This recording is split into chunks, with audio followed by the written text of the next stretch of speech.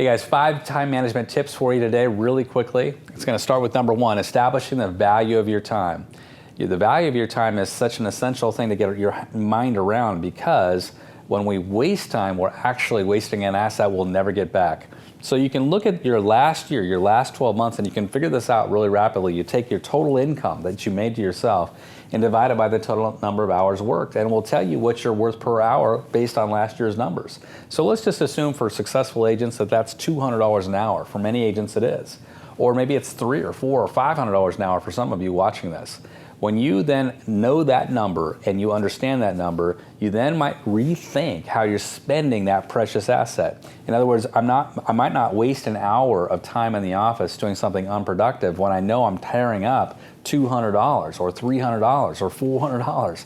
That's just like walking to the toilet and flushing that money down the drain. I might stop doing assistant-like work, which I could probably hire somebody to do for $20 or $25 an hour if I'm worth $200 an hour, right? That doesn't make a lot of sense because I'm losing $175 an hour. So those are the things that we have to look at when we're really establishing how we're going to spend our time wisely. Second thing to do is to do some priority management. Really, when you think about time management, it's a little bit of an oxymoron because you can't manage time. Time is not manageable. What's manageable is yourself within time, and really what that comes down to is priority management, establishing what are the true priorities you have to get done. And there's 3 quick things here that I want to touch on, and one is systemization. Systemizing repeated tasks. We all do some things over and over and over again in the real estate business. If I systemize those things, I'm going to get much more efficient and I'm going to be much better at them. So look at systemization within your business. We help you do that over at eRealEstateCoach with all the systems that we built there.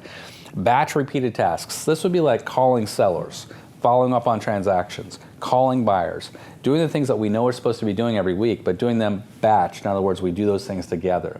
We like to call these our power hours at eRealEstateCoach. So one power hour that we've established is every Monday morning you should be calling all your sellers and updating them on all the showings and all the activities for the previous week. If I do all those together, I'm much more efficient.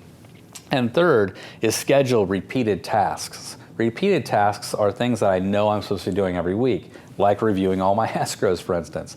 If I put that on a schedule, I'm much more likely to do it. I don't do what I don't schedule. I have to schedule all priorities in writing. Of course, the number 1 priority for all of our students at eRealEstateCoach is lead generation every single day, 1 hour uninterrupted every single day. And the reality is you're only going to get about 6 major things done a day. That's why we call it our daily top 6. We should put that on a to-do list to make sure that's in front of us. That's number 3. And we also, with that to-do list, may want to have a stop doing list. Those are things that are unproductive things that we got to force ourselves to stop doing, right? Start doing, stop doing, very important to look at. Work by appointment. We also talk about that when we talk about scheduling, but working by appointment is making sure that we're scheduling appointments as well. I mentioned an app to help you do that at a recent coaching session called Calendly, and I'm using it all the time.